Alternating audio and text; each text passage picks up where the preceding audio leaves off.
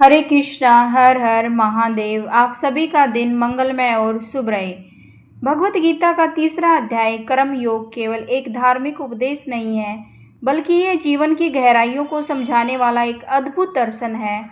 ये अध्याय अर्जुन के भीतर उत्पन्न हुई उस जिज्ञासा और भ्रम से शुरू होता है, जहाँ वह ज्ञान और कर्म के बीच उलझ जाता है। श्री कृष्ण इसे एक अवसर की तरह लेते हैं, अर्जुन ही नहीं, संपूर्ण मानवता को ये स्पष्ट करने के लिए केवल ज्ञान या ध्यान नहीं, बल्कि निष्काम कर्म भी मुक्ति का मार्ग हो सकता है।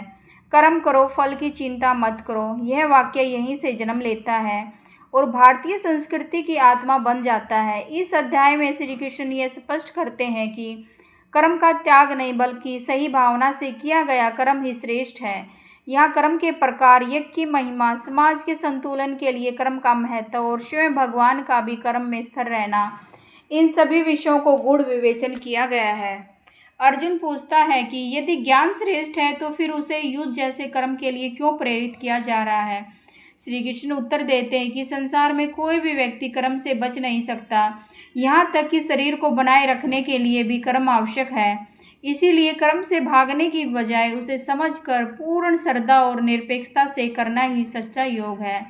इस अध्याय में श्री कृष्ण भी कहते हैं, योगी वह नहीं जो संन्यास ले ले, बल्कि वह है जो अपने कर्तव्य को ईश्वर को अर्पण करके करता है। यही कर्म योग है, जहाँ कर्म पूजा बन जाता है और जीवन एक यज्ञ। भगवत गीता के अध्याय 3 के सभी 43 श्लोकों का सरल हिंदी में अर्थ मिलेगा, जो न केवल पढ़ने योग्य है, बल्कि जीवन में उतारने योग्य भी है।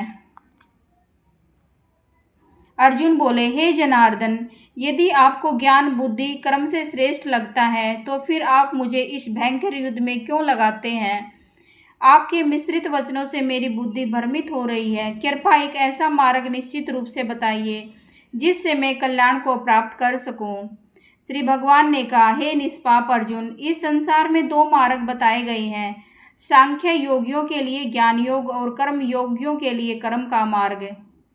केवल कर्म न करने से कोई पुरुष कर्म रहित नहीं होता और न ही केवल संन्यास लेने से सिद्धि प्राप्त होती है। कोई भी व्यक्ति अक्षण भर भी कर्म किए बिना नहीं रह सकता। प्रकृति के गुणों से भी सभी व्यक्ति सतत कर्म करने के लिए प्रेरित होते हैं। जो व्यक्ति बाहर से इंद्रियों को रोक कर बैठा है परंतु मन में विषयों का चिंतन करता है, वह मोहग्रस्त और कपटी कहलाता है। लेकिन जो व्यक्ति मन से इंद्रियों को वश में कर निष्काम भाव से कर्म करता है, वही श्रेष्ठ है। तू अपना नियत कर्म कर, क्योंकि कर्म अकर्म से श्रेष्ठ है। बिना कर्म के शरीर का पालन भी संभव नहीं हो सकता। हे कौन्तेय, यज्ञ के लिए किए गए कर्म को छोड़कर बाकी सभी कर्म बंधन में डालने वाले होते हैं। इसीलिए तुम आसक्ति रहित होकर ईश्वर के लिए कर्म करो। सृष्टि की रचना के समय ब्रह्मा ने यज्ञ सहित प्रजाओं को उत्पन्न किया और कहा, इस यज्ञ में से तुम शुद्ध होगे और यह तुम्हारी इच्छाओं को पूर्ण करेगा। देवताओं को यज्ञ से संतुष्ट करो, वे भी तुम्हें संतुष्ट करेंगे। इस प्रकार परस्पर सहयोग से तुम परम कल्याण को प्राप्त करोगे। यज्ञ से संतुष्ट देवता तुम्हें इच्छित भोग देंगे, परंतु उन्हें अर्पित किए बिना जो भोगता है वह चोर है। यज्ञ के बाद बचे अन्न को खाने वाले पवित्र होते हैं और पापों से मुक्त हो जाते हैं, परंतु जो केवल अपने लिए पकाते हैं वे पापी होते हैं। अन्न से प्राणी उत्पन्न होते हैं, अन्न वर्षा होता है और वर्षा यज्ञ से और यज्ञ कर्म से उत्पन्न होता है। कर्म वेदों से उत्पन्न होता है, वेद अविनाशी ब्रह्मा से, इसीलिए सर्वव्यापक ब्रह्मा सदा यज्ञ में स्थित है। जो इस चक्कर का पालन नहीं करता वह इंद्रियों में रमण करने वाला पापमय जीवन जीता है और उसका जीवन व्यर्थ होता है। जो आत्मा में ही रमण करता है, आत्मा में ही तृप्त होता है, वे संतुष्ट हैं। उसके लिए कोई भी कर्म आवश्यक नहीं है। ऐसे आत्मज्ञानी को न तो कुछ करने से लाभ होता है और न ही कुछ न करने से हानि। उसे किसी पर निर्भर होने की आवश्यकता नहीं होती। इसीलिए तुम निरंतर आसक्ति रहित होकर अपना कर्म करो, क्योंकि ऐसा कर्म करते हुए व्यक्ति परम लक्ष्य को प्राप्त होता है। राजा जनक जैसे महापुरुषों ने भी कर्म से ही सिद्धि प्राप्त की थी। इसीलिए लोक कल्याण की दृष्टि से भी तुम्हें कर्म करना चाहिए। जो श्रेष्ठ पुरुष जैसा आचरण करता है, सामान्य लोग भी वैसा ही करते हैं। वह जैसा उदाहरण प्रस्तुत करता है, समाज उसी का अनुसरण करता है। हे पार्थ, मुझे तीनों लोकों में कोई भी कार्य करना शेष नहीं है, फिर भी मैं निरंतर कर्म करता हूँ। यदि मैं कर्म न करूँ तो हे अर्जुन, मनुष्य भी मेरे मार्ग का अनुकरण नहीं करेंगे और कर्म से विमुख हो जाएंगे। यदि मैं कर्म न करूँ तो ये लोग नष्ट हो जाएंगे, समाज में मिश्रण उत्पन्न होगा, सारी प्रजा का विनाश हो जाएगा।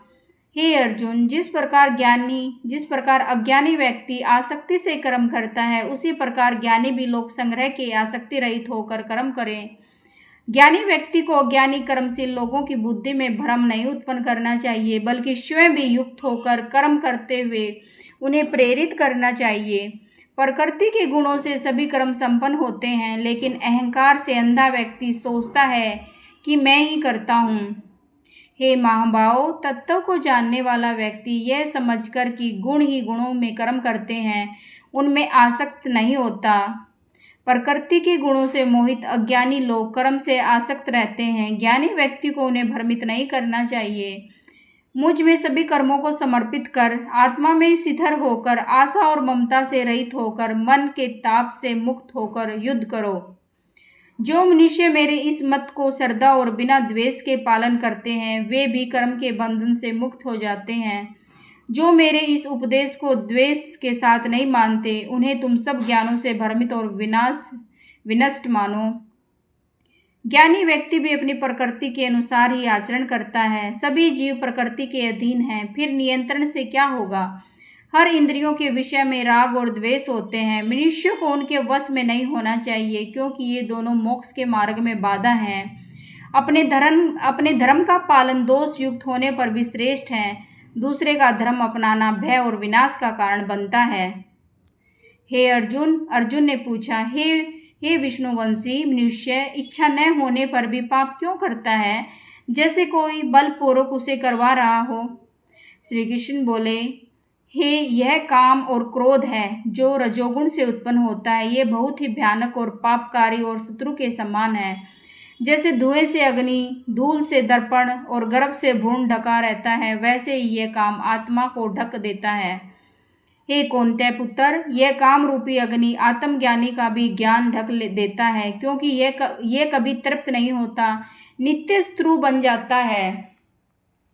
काम का निवास स्थान इंद्रियों, मन और बुद्धि है। इन्हीं से यह काम शरीरधारी को भ्रम में डाल देता है और इसका ज्ञान ढक देता है।